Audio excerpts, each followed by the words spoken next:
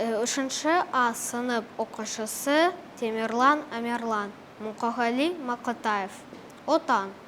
Отан, отан, сен болмасан, нетер ем? Мәңгілікке бақытсыз боп өтер ем, құс ұясыз. Жыртқыш үнсіз болмайды, отанын сен. Жыртқыш үнсіз болмайды, отанын жан өмірінде оңбайды.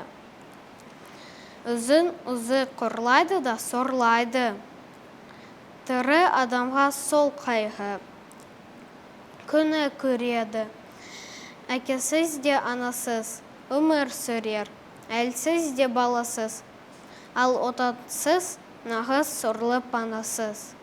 Білесің бе, отанын сен не екенін? Екі өмір жоқ. Әрине жоқ екі өлім. Екі отан жоқ. Жалғыз отан мекенін.